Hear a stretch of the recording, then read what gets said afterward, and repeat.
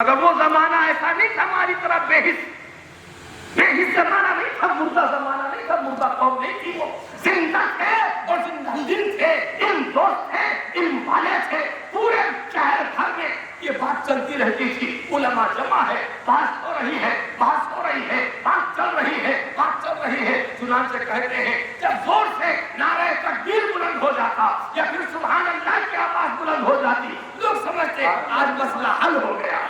سبحان اللہ، نعرہ تکبیر، نعرہ رسالت، نعرہ رسالت، نعرہ غوث، امام اعظم کانفرنس، سبحان اللہ۔ امام اعظم کا مسلک امام اعظم کی طرف منسوب ضرور ہے، لیکن تنہا شخصیت اپنے ذمے لے کر نہیں کر رہے وہ کام، وہ 400 علماء کی رائے وہاں جمع کر رہے ہیں، اور جو بحث کرنے والے ہیں کوئی جاہل نہیں ہے۔ آج کی طرح جو اپنے آپ کو اہل حدیث کہہ رہا ہے، ان کا اگر امام بھی بیٹھا ہوا ہے تو اس کو پوچھو تو یہ کتنی حدیث یاد ہے۔ ارے یہ ہمارے نظامیہ چلے جائیے، آج آنے والے ہمارے مقتدر عالم دین شیخ الحدیث، انہیں کتنی حدیثیں یاد ہوگی نہیں معلوم، آج تک وہ بہت اہل حدیث نہیں ہے۔ اتنی حدیثیں پڑھاتے پڑھاتے ان کا بال سفید ہو گئے، وہ اہل حدیث نہیں ہوئے۔ جس نے بخاری دیکھا بھی نہیں وہ اہل حدیث ہو گئے۔ 2 روپے کی کتاب پڑھ لیا اہل حدیث ہو گئے۔ اہل حدیث کہہ رہے ہو اپنے آپ کو، تو ذرا بتاؤ تمہیں کتنی حدیثیں یاد ہے، کتنا حدیث جانتے ہو، کتنے حدیث پڑھ سکتے ہو؟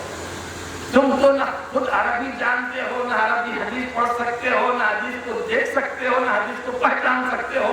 حدیث کون سی مرفوع ہے، کون سی مقطوع ہے، کون سی موضوع ہے، تم کو کیا معلوم؟ حدیث متواتر ہے، مشہور ہے کہ خبر واحد ہے، تم کو کیا معلوم؟ حدیث کی کئی قسمیں ہیں، حدیث کے کئی اقسام ہیں۔ میرے دوستو، آج حدیثوں کے اقسام بھی یہاں موجود ہیں، حدیث کو تولنے کا ایک پیمانہ بھی بنا ہوا ہے، تو امام شافعی فرماتے ہیں یہ پیمانہ بنانے والے امام اعظم ہیں۔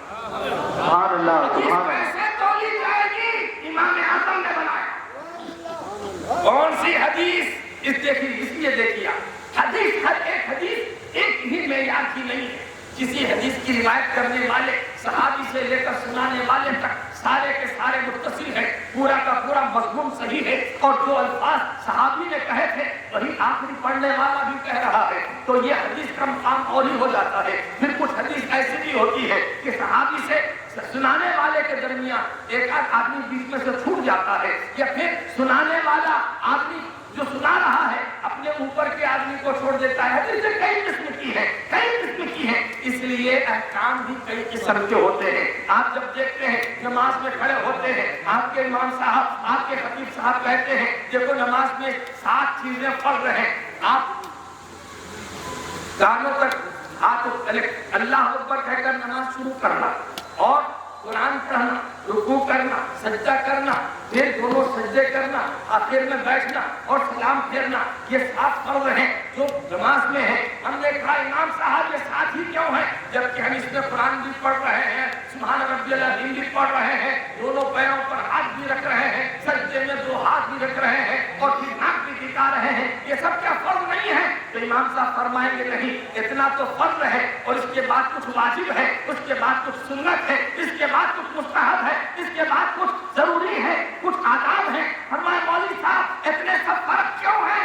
کہاں کہ حدیث کے مختلف معیار ہیں، جب مختلف معیار ہوتے ہیں تو اس سے ثابت ہونے والی چیز بھی مختلف ہوتی ہے، جو زیادہ طاقت میں بڑھتی ہے وہ فرض ہو جاتی ہے، جو اس سے ذرا طاقت میں کم ہوتی ہے وہ واجب ہو جاتی ہے، جو اس سے بھی ذرا کم ہوتی ہے طاقت میں وہ سنت ہو جاتی ہے، اسے سنت موقدہ کہا جاتا ہے، جو اس سے کم ہوتی ہے اسے سنت غیر موقدہ کہا جا سکتا ہے، اور اس سے کم ہوتی ہے اسے نفل کہا جا سکتا ہے۔ نعرہ تکبیر، نعرہ تکبیر، نعرہ رسالت، نعرہ رسالت، علماء اہل سنت، علماء اہل سنت، علماء نظامیہ، سبحان اللہ، سبحان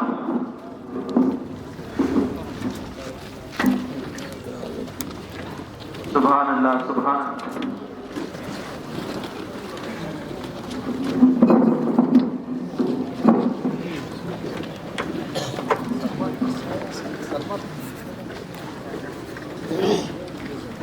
تشریف رکھیے. ایک مرتبہ آواز میں مجھ پڑھیے اللہم صلی علی سیدنا مولانا محمد وآلہ وصحبہ بارک وسلم صلاۃ و سلام علیک یا سیدی یا حبیبی یا رسول اللہ. عزیزان محترم، امام اعظم ابو حنیفہ رضی اللہ تعالیٰ عنہ علمی شخصیت اپنی جگہ اتنی مسلم تھی اس زمانے میں کہ ان کی ٹکر کا یا ان کے ہم پلہ کوئی دوسرا عالم نہیں تھا، اور لوگ علمیت میں ان کا مقابلہ نہیں کر سکتے تھے. ان کو اللہ تبارک و تعالیٰ نے ایسے قبولیت عطا فرمائی کہ عوام نے ان کے مسائل کو قبول کر. آج کل بہادی کہتے ہیں کہ امام اعظم اگر حدیث لکھے ہیں، اگر مسئلے لکھے ہیں تو کیا تم سے بولے گا کہ تم میری حدیث میرے مسئلے کو مانو، میرے پیچھے چلو؟ تم نے کہا ان کو بولنے کی ضرورت ہی نہیں.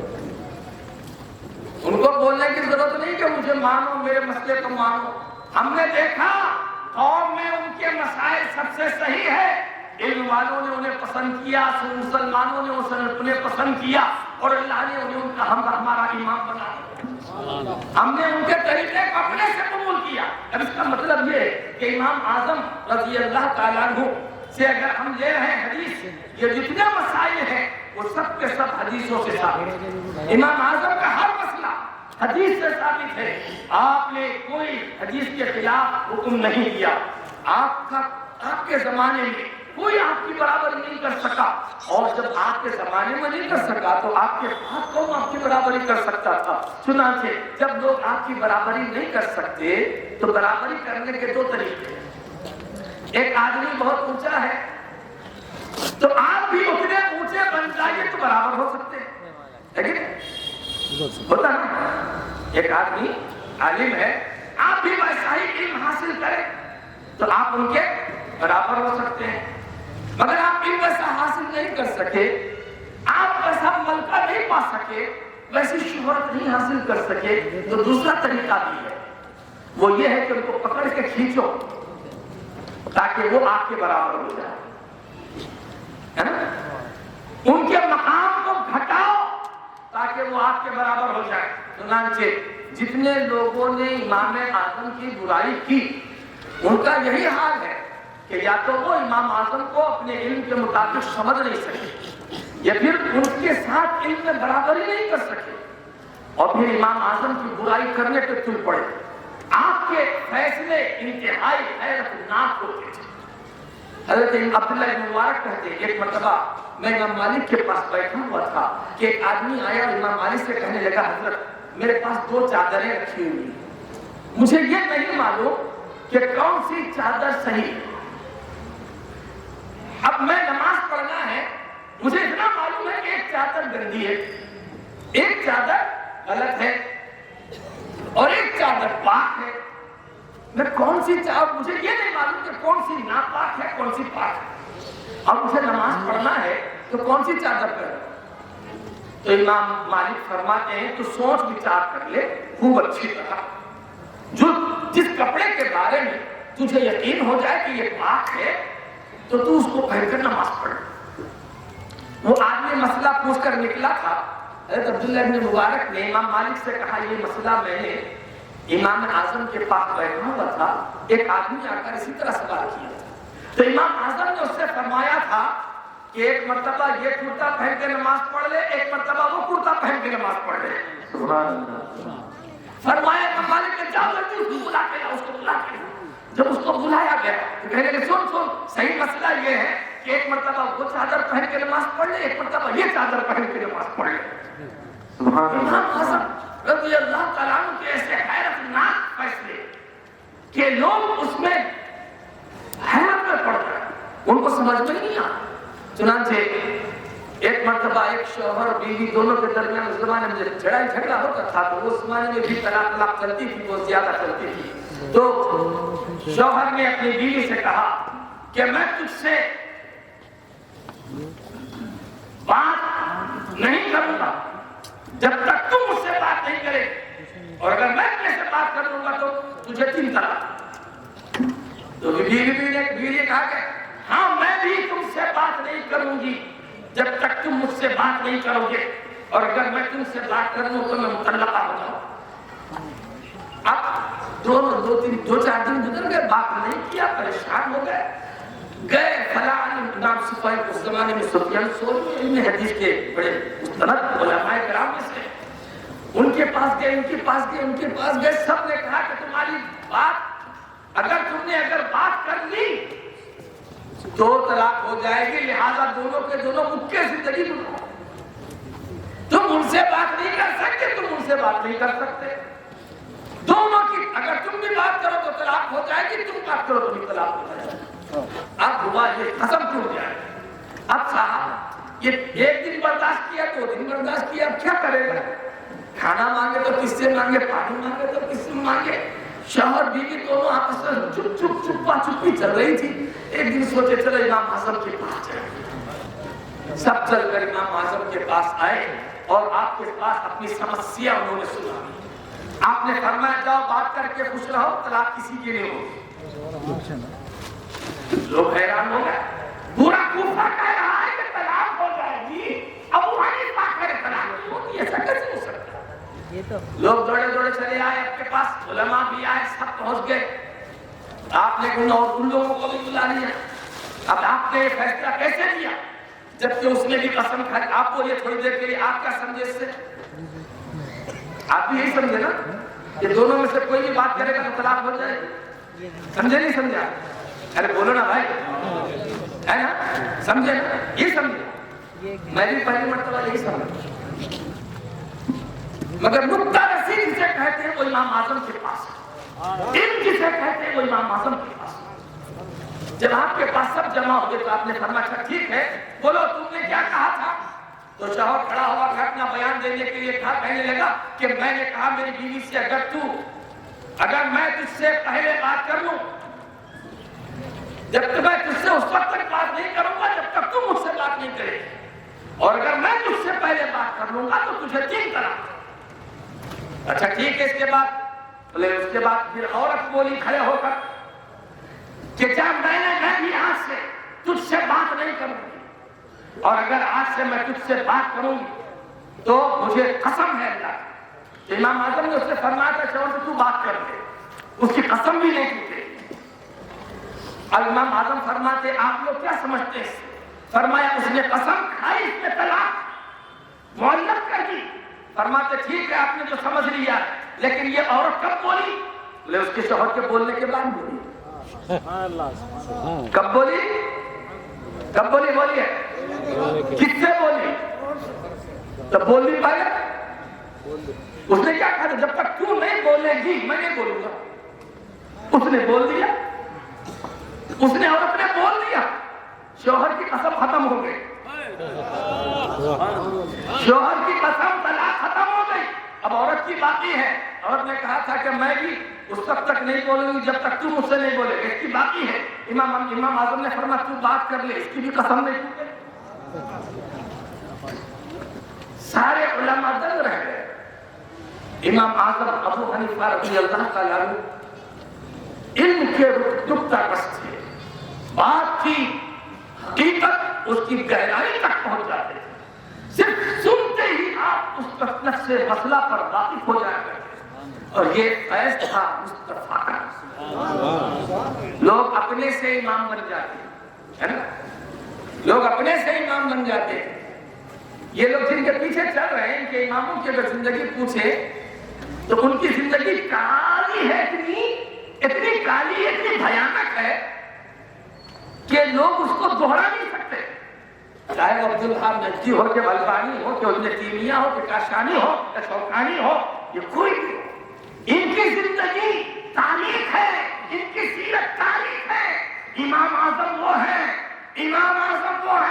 کہ ان کا مخالف ان کی مخالفت کرتا بھی ہے جو کہتا ہے وہ متقی ہے، وہ ثقہ ہے، وہ راوی صحیح و ضعیف نہیں ہے، ان کو حدیثیں یاد ہیں، ان کے بارے میں وہ کہہ رہا ہے ان کی رائے بہت اچھی ہے، ان کے پاس ان کے خزانے ہیں، وہ کہہ رہا ہے ان کی زمانے میں ان کے خلاف کل بولنے والا بھی انہی کی تعریف کرتا ہوا دکھائی دیتا ہے، کہیں نہ کہیں کی تعریف کرتا ہوا دکھائی دیتا ہے۔ مگر میرے دوستو، آج یہ لوگ جن کے پیچھے چل رہے ہیں، ان سب کا حال یہ ہے کہ اگر ان کی زندگیاں پلٹ کر دیکھو تو ان کی زندگیاں کالے کرتوت ہیں۔ امام اعظم ابو حنیفہ رضی اللہ تعالیٰ عنہ یوں ہی امام نہیں بن گئے دوستو، آپ حضرت حماد کے پاس پڑھ رہے تھے، ایک دن خواب دیکھا، گھبرا کر اٹھے اور اپنے استاد کی خدمت میں پہنچے، کہنے لگا حضور میں بہت پریشان ہوں۔ فرمایا کیا بات؟ ہمیں بہت عجیب غریب خواب میں نے دیکھا۔ کیا خواب دیکھا؟ عرض کیا حضور میں نے خواب دیکھا ہے کہ میں حضور کی قبر میں اترا ہوا اور سرکار کی ہڈیاں چن رہا ہوں، میں اپنے ہاتھ میں بہت پریشان۔ آپ فرماتے ہیں خوشخبری ہے تیرے لیے کہ تو نبی کی مضبوط سنتوں کو چنے گا۔ حضور نے بنایا اور پھر امام کس نے بنایا جانتے ہو؟ امام اعظم حج کر کے حضور کی بارگاہ میں پہنچے اور رسول اللہ کی بارگاہ میں سلام کرتے ہوئے کہا الصلاۃ والسلام علیک یا سید المرسلین۔ حضور کے مزار اقدس سے آواز آتا ہے وعلیکم السلام یا امام المسلمین۔ اب ان کے مسجد ان کا امام تو پہلے ہی بول کے مر گیا کہ حضور مر کے مٹی میں مل گئے، اسے کہاں جواب نصیب ہو سکتا ہے؟ جب ان کو جواب ہی نصیب نہیں ہو سکتا تو اپنے آپ سے امام بن گئے۔ امام اعظم کو رسول اللہ نے امام بنا دیا، حضور نے امام بنا دیا، اللہ نے امام بنا دیا، ان کو اللہ تعالیٰ نے اتنا علم دیا کہ امام بن گئے۔ دوستو جب اللہ تعالیٰ کسی پر احسان کرتا ہے، خوب نوازتا ہے تو لوگ اس کے دشمن بھی ہو جاتے ہیں، جس کی چرچا زیادہ ہو جاتی ہے لوگ اس کے دشمن بھی ہو جاتے ہیں اور دشمنی میں اس کے اوپر خوب تہمتیں اٹھاتے ہیں، اس کی برائی کرتے ہیں، اس کی برائی میں بیان کرتے ہیں، دور دور تک لے کر پھرتے ہیں۔ یہ بھی اللہ تعالیٰ کی طرف سے ایک نعمت ہی سمجھنا چاہیے، اس لیے کہ اس نیک آدمی، اس باخدا آدمی، اس تقویٰ والے آدمی سے شاید اگر کہیں کوئی گناہ ہو جائے تو وہ اس سے توبہ کرے نہ کرے، یہ گناہ کرنے تہمت لگانے والا، یہ چغلی کرنے والا خود ہی ان کے کھاتے سے اپنے کھاتے میں گناہ منتقل کرتا رہتا ہے، اٹھاتا رہتا ہے۔ چنانچہ حضرت سیدنا محبوب الہی رضی اللہ تعالیٰ عنہ کے پاس میں ایک آدمی رہتا تھا، وہ حضرت محبوب الہی کی خوب برائی کرتا تھا، گالیاں بکتا تھا اور ہر روز شام میں کھانا محبوب الہی اپنے خانقاہ سے اس کے گھر میں بھیج دیا کرتی تھی، اس کے بیوی بچے وہی کھانا کھاتے تھے۔ ایک دن کئی زمانہ بیت جاتا، ایک دن اس کی بیوی اس کو غیرت دلاتی ہوئی بولی ارے نادان، تیرے بچے روز جس کا کھانا کھا رہے ہیں تو اسی کو برا بول رہا ہے، تو کچھ کرتا نہیں ہے، صرف امام حضرت محبوب الہی کی برائی کرتے پھرتا رہتا ہے، اس کے سوا تجھے کوئی دوسرا کام تو ہے نہیں، اور روزانہ تیرے گھر کا رات کا کھانا ان کے خانقاہ سے وہ بھیج رہے ہیں، تیرے بچے کھا رہے ہیں۔ اس کو احساس ہو گیا مجھے نہیں کرنا چاہیے۔ اس دن سے اس نے آپ کی چغلی کرنا بند کر دیا، برائی کرنا بند کر دیا، کھانا بھی آنا بند ہو گیا۔ لڑنے کے لیے آ گیا، کیا بات ہے، جب تک میں برائی کر رہا تھا آپ میرے گھر کو کھانا بھیج رہے تھے اور آج سے میں نے برائی کرنا بند کر دیا تو آپ نے کھانا بھیجنا بند کر دیا۔ فرمایا نہیں میاں، بات دراصل یہ کہ تم ہمارے پاس دھوبی کا کام کرتے تھے، تم ہمارے پاس دھوبی کا کام کرتے تھے، اس لیے ہم تم کو روزانہ اجرت دیتے تھے، تم نے کام چھوڑ دیا، ہم نے تمہاری مزدوری بند کر دی۔ امام اعظم ابو حنیفہ رضی اللہ تعالیٰ عنہ کو اللہ نے وہ عزت عطا فرمائی دوستو کہ لوگ ان کی اس عزت کے حاصل ہو گئے۔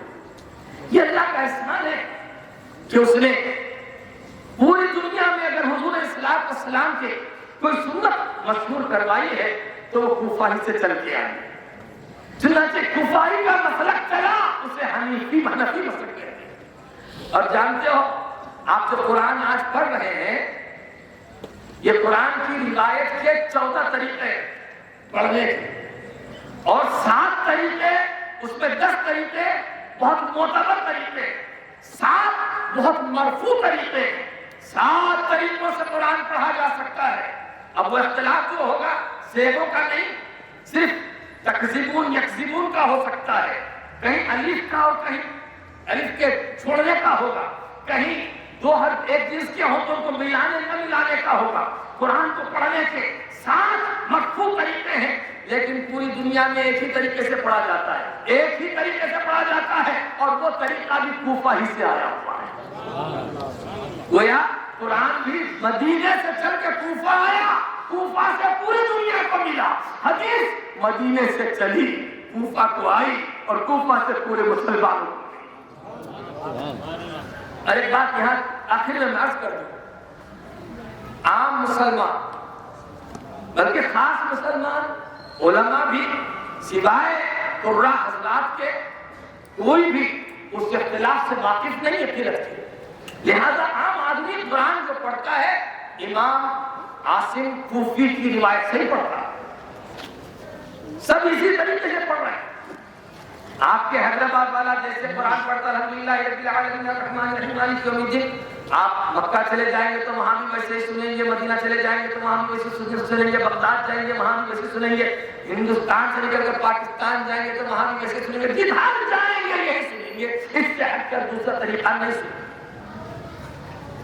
اب اس کا مطلب یہ ہوا کہ قرآن پڑھنے میں سب کے سب امام عاصم کوفی کے مقلد ہیں، لیکن ان کے طریقے پہ پڑھ رہے ہیں، ان کے مقلد ہیں، جو ان کے طریقے پہ پڑھنا ان کی تقلید ہو گئی۔ اب وہابی بہت بھٹائی سے کہتے ہیں کہ ہم لوگ حدیث کو مانتے ہیں، حدیث کو مانتے ہیں اور ہم صرف حدیث پہ چلتے ہیں، اماموں کو نہیں مانتے۔ ہم نے کہا یہ کوفہ کے امام ہی کی روایت ہے قرآن کی تلاوت، اب امام کو چھوڑنا ہے تو یہ طریقہ بھی چھوڑ دو، جس طریقے سے آپ مسلمان پڑھ رہے ہیں ویسا مت پڑھو، اور 7 طریقے جو ہیں ویسا بھی مت پڑھو، اور جو 14 طریقے ہیں ویسے بھی مت پڑھو۔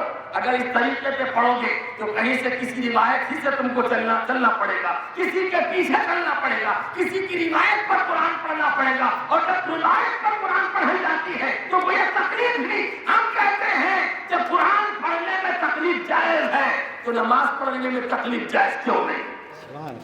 اسلام پر چلنے میں تکلیف جائز کیوں نہیں؟ عزیزان محترم، امام اعظم رضی اللہ تعالیٰ عنہ کو خلیفہ منصور نے زہر دیا، جانتے ہو کیوں دیا تھا؟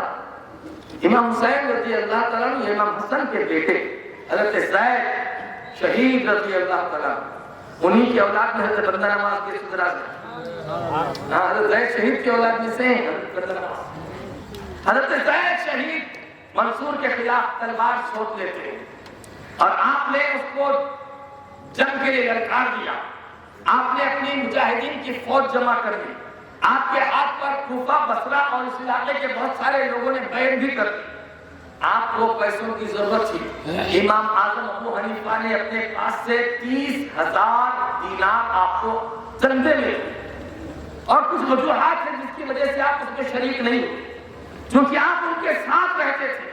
چنانچہ آخر وقت ایسا ہوا کہ حضرت زید رضی اللہ تعالیٰ کو مسلمان چھوڑ کر چلے گئے، آپ شہید کر دیے گئے، آپ کی لاش لٹکتی رہی 40 دن تک۔ اللہ تبارک و تعالیٰ آپ کی شہادت کو قبول فرمائے۔ آپ کی شہادت کے بعد جب منصور کی حکومت مضبوط ہو گئی تو اس نے امام اعظم کو دشمنی مول لی، اس لیے کہ آپ سیدوں کا احترام کرتے ہیں، سیدوں کی خدمت کرتے ہیں، سادات کرام کی خدمت پر اپنے آپ کے لیے فخر محسوس کرتے ہیں۔ چنانچہ ایک اشعار آپ کا تذکرۃ الاولیاء میں عطار نے نقل کیا ہے، فرید الدین عطار نے فرماتے ہیں امام اعظم سے کسی نے پوچھا کہ آپ کی عمر کتنی ہے تو آپ نے فرمایا 2.5 سال۔ فرمایا آپ کی عمر 2.5 سال کیسے ہو سکتی؟ فرمایا میری عمر میں وہی سمجھتا ہوں جو حضرت امام جعفر الصادق کی خدمت میں گزر گئے۔ آپ امام باقر رضی اللہ تعالیٰ عنہ کی صحبت میں بھی رہے ہیں، امام جعفر الصادق کی بھی صحبت میں رہے ہیں، یعنی باپ بیٹے دونوں کی صحبت میں رہے ہیں۔ آپ سادات کرام سے بے انتہا محبت کرتے تھے، اسی محبت کے بدلے میں امام اعظم کو قید کر دیا اور قید میں آپ کے اوپر مشقت ڈال دی گئی۔ پھر وہیں آپ کا انتقال ہوا، چنانچہ امام محمد رضی اللہ تعالیٰ عنہ اسی جیل خانے میں آپ کے پاس پڑھنے کے لیے جایا کرتے تھے۔ آخرکار آپ کو زہر دے دیا گیا، اس زہر کی وجہ سے امام اعظم کا انتقال ہو گیا۔ آپ کی نماز جنازہ 30 مرتبہ یا 300 مرتبہ پڑھی. سارے بغداد میں صبح سے شام تک لوگ آتے گئے پڑھتے گئے، آتے رہے پڑھتے رہے، آتے رہے پڑھتے رہے. ہر محلے میں آپ کا جنازہ گھومتا رہا، ہر محلے میں گھومتا رہا. اللہ تعالیٰ آپ کی قبر انور کو ہم سب کے لیے وسیلہ نجات بنائے. دوستو، آپ آج قبر میں مدفون ہیں، اس کی بھی بڑی برکت ہے. امام شافعی رحمۃ اللہ تعالیٰ علیہ اپنے مقول میں فرماتے ہیں، مجھے جب کبھی کوئی مشکل پیش آتی ہے تو میں ابو حنیفہ کی مزار پہ پہنچ جاتا ہوں اور وہاں جا کر 2 رکعت نماز ابو حنیفہ کے طریقے پر پڑھتا ہوں، کیونکہ ان کے پاس رفعین ہے نا، وہ رفعین وہ نہیں کرتے، اور ناک کے اوپر ہاتھ باندھتے ہیں اور ناک کے نیچے ہی ہاتھ باندھتے ہیں. طریقہ ابو حنیفہ کی نماز پڑھتا ہوں اور پھر اللہ کی بارگاہ میں ابو حنیفہ کے وسیلے سے دعا کرتا ہوں. فرماتے ہیں ابھی نماز سے اٹھتا بھی نہیں ہوں کہ میرا مسئلہ حل ہو جاتا ہے، میری پریشانی دور ہو جاتی ہے، میری مشکلیں آسان ہو جاتی ہے. فرماتے ہیں ابو حنیفہ کی مزار، ابو حنیفہ کی قبر اپنے مشکلوں کو آسان کرنے کے لیے بہت اچھا تریاق ہے، اللہ کی بارگاہ میں بہت بہترین وسیلہ ہے. الحمدللہ امام اعظم کا مسلک بھی ایسے ہی اتنا قوی ہے، اتنا مضبوط ہے کہ جتنے فقیہ امام اعظم کے مسلک میں پیدا ہوئے کسی اور مسلک میں نہیں. امام اعظم رضی اللہ تعالیٰ عنہ سے ہی یہ جتنے اہل حدیث سے گھبراتے ہیں، اسی لیے امام اعظم کے خلاف تک بکواس کرتے ہیں. ایمان والو، اللہ تعالیٰ نے تم کو رسول دیا تو رسول اعظم دیا، خوش ہو جاؤ. رسول دیا تو رسول بھی اعظم ہے، اور شہید دیا تو شہید اعظم دیا، صدیق دیا صدیق اعظم دیا، اور غوث دیا تو غوث اعظم دیا، خواجہ دیا تو وہ بھی خواجہ اعظم دیا، امام دیا تو امام اعظم دیا.